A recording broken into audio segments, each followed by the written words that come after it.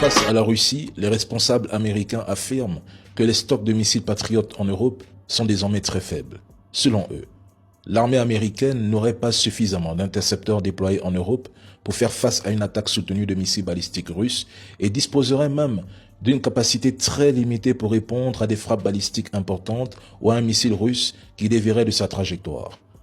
L'OTAN pourrait se retrouver dans une situation comparable à celle de l'Ukraine, c'est-à-dire à court de missiles patriotes et contrainte d'encaisser coup après coup des attaques russes. Et cette situation est en grande partie liée à la guerre contre l'Iran.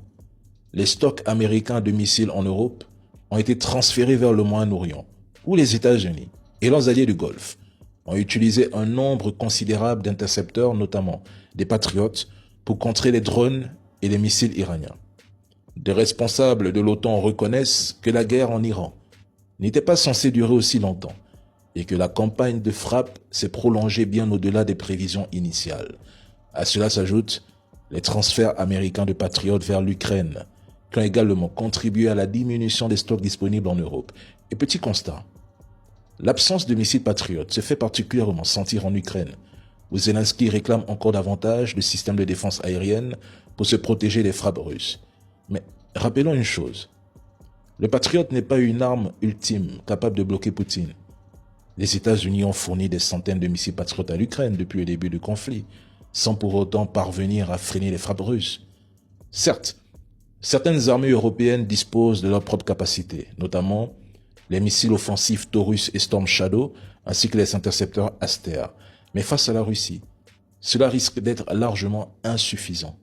L'Europe n'a pas assez de stock et dispose de peu d'alternatives.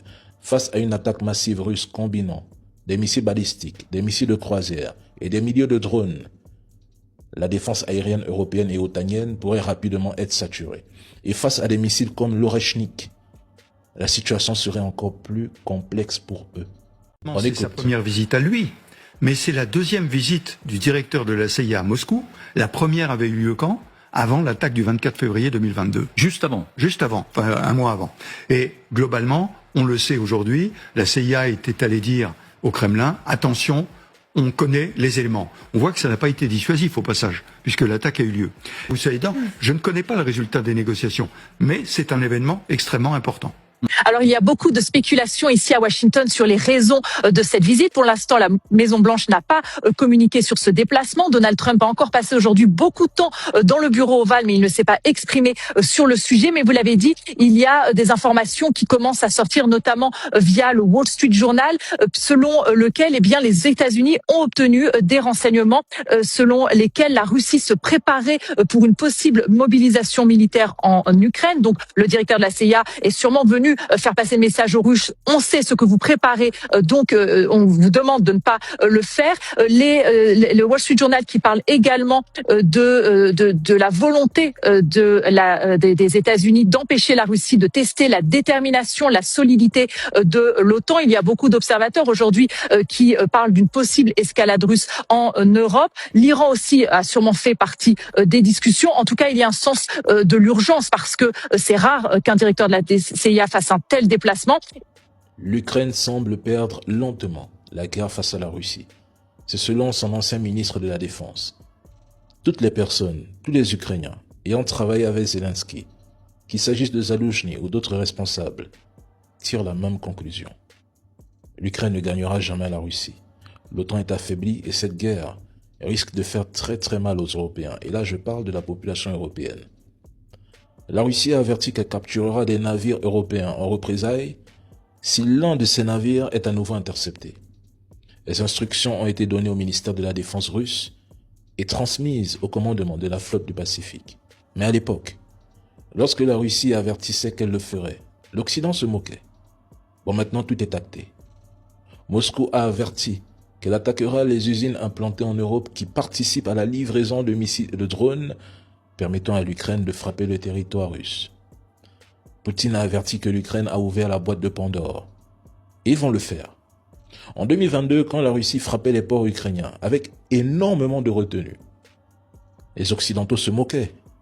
Tout ce que la Russie faisait à l'époque était alors présenté comme insignifiant, alors qu'elle agissait avec retenue et en gardant certaines limites. Aujourd'hui, cette retenue n'existe plus. La Russie mène des frappes généralisées sans retenue. Elle prive l'Ukraine de l'accès à ses ports, étouffant ainsi davantage le pays sur le plan économique et logistique. Poutine est l'un des dirigeants les plus modérés de la Russie. Son départ pourrait ouvrir la voie à des forces beaucoup plus radicales, dangereuses et imprévisibles qui pourraient considérer la confrontation avec l'Occident comme la seule option. Les radicaux en Russie sont clairs.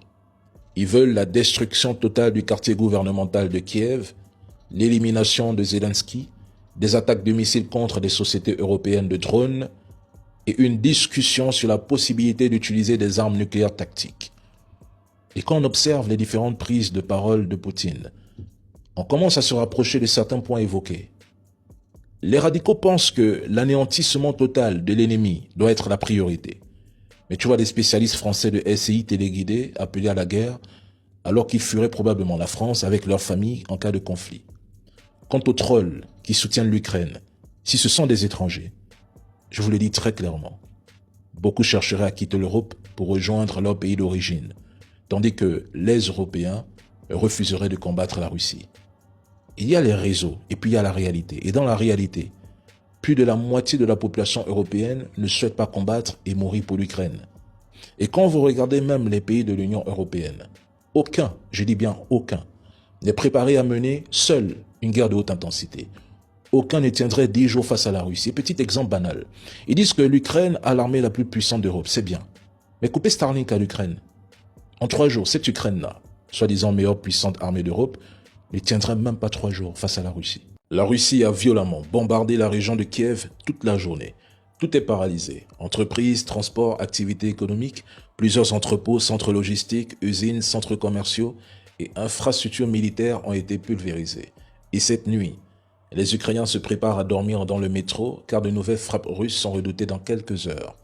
Dans le même temps, les ports sont paralysés. Rien n'entre, rien ne sort. Et surprise, Zelensky réclame toujours plus d'argent, toujours plus de missiles. Mais cela ne change rien à la situation sur le terrain. L'Europe n'a pas les moyens de permettre à l'Ukraine ou du moins Zelensky de renverser la situation. Au lieu de chercher à sauver l'Ukraine, l'Union européenne devrait plutôt commencer à s'aider elle-même, à se sauver. Chaque fois que Zelensky intensifie les attaques de drones contre la Russie, c'est l'Ukraine qui s'enfonce dans le gouffre. À terme, que restera-t-il de ce pays? Les dirigeants européens multiplient les annonces. Mais où sont les résultats concrets? Où en sont toutes les vagues de sanctions censées piller la Russie depuis 4 ans? Zelensky réclamait des sanctions destructrices. Il les a obtenues en 2025. Et qu'est-ce que cela a changé? Rien. L'hiver s'annonce extrêmement difficile et violent. Et je ne pense pas que cette fois, la Russie acceptera facilement une trêve hivernale. Sans électricité, sans gaz et avec des infrastructures lourdement endommagées, pulvérisées, les populations ukrainiennes risquent de payer un prix très lourd. On nous répète ici que la Russie n'avance plus, qu'elle perd la guerre. Mais alors, pourquoi est-ce Zelensky qui réclame toujours plus d'argent, plus de missiles et plus d'armes? À ce rythme, la question est, qu'est-ce qui restera de l'Ukraine après la guerre?